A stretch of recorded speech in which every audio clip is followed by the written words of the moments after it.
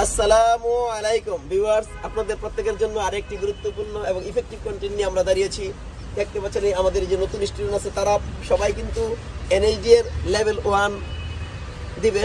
সেজন্য আজকে এনএইচডি এর যে লেভেল 1 এর ভিতরে যে প্র্যাকটিক্যালটা আছে, প্রথম ডেমোটা নিয়ে আজকে আমার এই কন্টেন্ট। প্রথম ডেমোটা হচ্ছে আমি প্রথম ডেমো ধরেছি, সেটা হলো ফুয়েল ফিল্টার ইগনিশন কয়েল। আমরা এখানে রেখেছি ফুয়েল ফিল্টার আছে, এখানে একটা ফুয়েল ফিল্টার থাকে, ইগনিশন কয়েল থাকে, তারপরে আপনার মনে করেন ইগনিশন সুইচ এবং আপনার লুব্রিকেটিং সিস্টেমের কথা বলছে এবং স্পার্ক প্লাগের কথা বলেছে।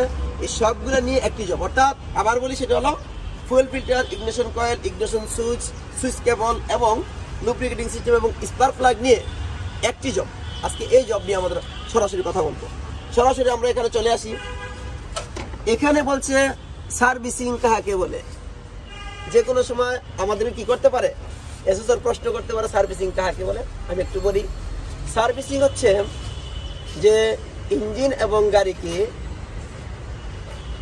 তার আয়ুষ্কাল বৃদ্ধি করার জন্য প্রতিদিন অথবা একটি নির্দিষ্ট সময় পর পর পরিষ্কার পরিচ্ছন্ন এবং প্রয়োজনে পরিবর্তন করিয়া সচল রাখাকে সার্ভিসিং বলে। মনে থাকবো কিনা? মানে এই ধরনের প্রশ্ন কিন্তু অবশ্যই আমাদের করতে পারে। তারপরে আসো, যেহেতু এই জিনিসগুলো সার্ভিসিং এর কথা বলছে, যেমন ফুয়েল ফিল্টার সার্ভিসিং আমরা কখন করব, যখন দেখবো যে ইঞ্জিন কাঁপে, ঠিক মতন ফুয়েল কি হয় না, ফুয়েল পাস হয় না, তখন কি হবে, অবশ্যই ফুয়েল ফিল্টারটাকে আমরা সার্ভিসিং করবো, প্রয়োজনে এটাকে পরিবর্তন করে দেবো নাকি। দেখো সরাসরি এই যে ফুয়েল ফিল্টার এখানে আসে, দেখো এই যে ফুয়েল লাইন, এটা হচ্ছে অ্যাবোমিটার, এই যে ফুয়েল লাইনের ফুয়েল ফিল্টার এটা, এই যে এটা সরাসরি আমরা দেখবো এখানে, এটা হলো ফুয়েল ফিল্টার। তাইলে এই ফুয়েল ফিল্টারটা কি করবো, আমরা কি করবো, সার্ভিসিং করে দেবো। ঠিক আছে, কেন? কারণ যখন এই ফুয়েল ফিল্টারে কি হয়, ময়লা হয়, তখন কি হয়, তখনই আমাদের ঠিক মতন ফুয়েলটা আসে না, ফলে কি হয়, সিলিন্ডার মিস করে। যে পরিমাণ ফুয়েল সিলিন্ডারের ভিতরে যাওয়ার কথা ছিল সেই পরিমাণ ফুয়েল যায় না। বুঝতে পারছি কিনা? যাক, এই গেল এটা। তারপরে হলো ইগনিশন কয়েল কথা বলছে। এই ইগনিশন কয়েল আমরা অনেক শিখেছি, আমরা মোটামুটি ভালো করেই জানি। তোমরা প্রশ্নের উত্তর দিও যে ইগনিশন কয়েলের ভিতরে কয় ধরনের কয়েল থাকে? দুই ধরনের। প্রাইমারি কয়েল আর সেকেন্ডারি কয়েল। প্রাইমারি কয়েলের পেছনে কত থাকে? 200। সেকেন্ডারি কয়েলের পেছনে 200। তাইলে পরে প্রাইমারি কয়েল এবং সেকেন্ডারি কয়েল ভালো আছে কিনা সেটা যদি আমরা চেক করি, কিভাবে করবো তুমি একটু ধরো, আমরা চেক করে দিই এখনই নগদের উপরে। দেখেন, যখন আমরা দেখব যে প্রাইমারি কয়েলের কথা যদি বলি, দেখেন এই যে প্রাইমারি কয়েল চেক করতে গেলে এই জায়গায় দেখি আমরা সরাসরি দেখো, প্রাইমারি কয়েল চেক করতে গেলে যদি তোমার এই দুইটা টার্মিনাল ধরো, পজিটিভ নেগেটিভ, যদি শো করে, যে দেখেন এখানে দেখেন শো করে, যদি শো করে বুঝতে হবে কি আছে, প্রাইমারি কয়েল ভালো আছে। যদি সেকেন্ডারি কয়েল আপনি চেক করতে যান তাহলে কি করবেন, যে এখানে ধরবেন, এখানে আর এখানে, আমরা এখানে ধরতে পারি অথবা এখানে ধরতে পারি, যে কোনো একটা ধরার পরে দেখো সেকেন্ডারি কয়েল ভালো না, অথবা আমরা আরেকটু কমাই দিতে পারি, দিয়ে দেখো সেকেন্ডারি কয়েল ভালো না। তাইলে প্রাইমারি কয়েলটা ভালো আছে, সেকেন্ডারি কয়েলটা ভালো না। এভাবে আমরা কি করব, চেক করব। আর ভোল্টেজ কত, সেকেন্ডারি কয়েলে কত ভোল্টেজ, 20,000 থেকে 30,000 ভোল্ট পর্যন্ত উৎপন্ন হয়ে থাকে। তারপরে আসি আমরা ইগনিশন সুইচের কেবল। মনে করেন যে কেবল এটা তেমন কিছু না, আমাদের ইগনিশন সুইচ আছে না, সুইচের এই ধরনের কেবল যেগুলো থাকে, এই যে কেবলগুলো থাকে না, সেই কেবলগুলোতে যদি কোনো মনে করো যে ময়লা হয় অথবা ছিঁড়ে যায়, তখন আমরা কি করবো, একটু ট্যাপিং করে দিব, বা যদি সুইচ নষ্ট হয়ে যায় সুইচটাকে পরিবর্তন করে দিব। এইটা হচ্ছে ইগনিশন সুইচ কেবলের কথা বলা আছে। এবং এবার আসলে লুব্রিকেটিং সিস্টেমের কথা। লুব্রিকেটিং সিস্টেমের এসএসআররা সাধারণত এই ধরনের প্রশ্ন করে থাকে যে লুব্রিকেটিং সিস্টেম, আমরা ইঞ্জিনটা দেখাই সরাসরি, লুব্রিকেটিং সিস্টেমের যে কোনো 5টি কাজ বলো, এটা এসএসআররা সাধারণত এই ধরনের প্রশ্ন করে থাকে। আমি আশা করব যে এই ধরনের ভিডিও দেখলে পরে আপনারা কিন্তু অবশ্যই এনএইচডি এর লেভেল 1 এর 1 নম্বর এই জবটা ভালোভাবে পারবেন বলে আমি মনে করি। একটু দেখেন, এই যে এটা কি ডিপস্টিক, তাইলে লুব্রিকেটিং সিস্টেমের বিভিন্ন অংশগুলোর নাম হলো কি কি? 1 নম্বরে তোমার ডিপস্টিকের কথাই বলি নাকি, অয়েল সাম থাকে, নিচে থাকে না, তারপরে অয়েল ফিল্টার আছে, ঠিক আছে তো, অয়েল ফিল্টার আছে, এই এটা কি ফিলার ক্যাপ আছে, তারপরে তোমার মনে করো এই যে অংশগুলো আছে, তারপরে হলো অয়েল পাম্প আছে, স্টেনার আছে ভিতরে নাকি।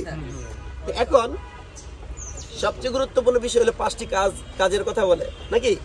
5টি কাজের কথা বললে প্রথমে কি বলবো, যে যন্ত্রাংশগুলো কি হবে, ঘর্ষণ রোধ করবে 1 নম্বরে। 2 নম্বরে হলো আয়ুষ্কাল বৃদ্ধি করবে কার, যন্ত্রাংশগুলো নাকি? যন্ত্রাংশগুলোকে পরিষ্কার রাখবে, ঘর্ষণের হাত থেকে রক্ষা করবে নাকি? তারপরে তোমার মনে করো এটা একটা সিল হিসাবে কাজ করবে।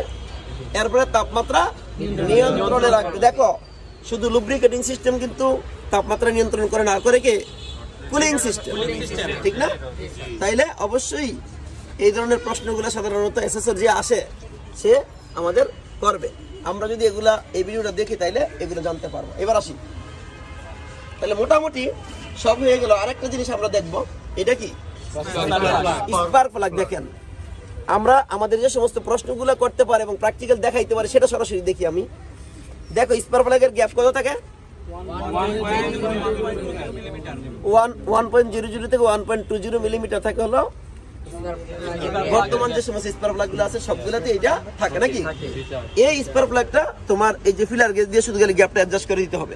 1 2 নাম্বার হচ্ছে যে বলবে, প্রশ্ন করতে পারে যে স্পার্ক প্লাগের ভিতরে রেজিস্ট্যান্স কত ওহম থাকতে পারে নাকি? অর্থাৎ কত ওহম থাকলে পরে ভালো, কত 5000 থেকে 10000 ওহম থাকলে পরে ভালো। এবার আসি, আমরা মাইকটা দেখে একটু ভালো আছে কিনা এটা দেখো। যেহেতু আমাদের এই অ্যামোমিটারে কি আছে, এখানে আছে 2000 নাকি, এখানে আছে কত 20000। আমরা 2000 সেটিং করবো না, কারণ আমাদের সর্বনিম্ন কত আছে 5000। এই জন্য আমরা এখানে 20000 করবো। যেমন 20 কিলো ওহম মানে কি 20000 ওহম, এ দিলাম 20000 ওহমে। দেওয়ার পরে এবার আমরা সেটিং করব, ঠিক আছে? দাও, ধরো দেখি একজন একটা ধরো, এটা ধরো, মিটার ধরো, মিটারটা সরাসরি তোমরা দেখাবা। এই দেখো এই মিটার আমরা সেটিং করেছি, যে কোনো একটা আমরা দিতে পারি, এটাও দিতে পারি, এটা দিতে পারি, অসুবিধা নেই। ধরো দেখো এই যে এখানে আমরা ধরি, এখানে একটা ধরো আর এখানে একটা ধরো, তাহলে বুঝবা যে মাঝামাঝি একবার মাঝামাঝি ধরবা। দেখছো এখানে এই যে 6 পয়েন্ট কত আসে দেখো, 6.6 খেয়াল করি আমরা।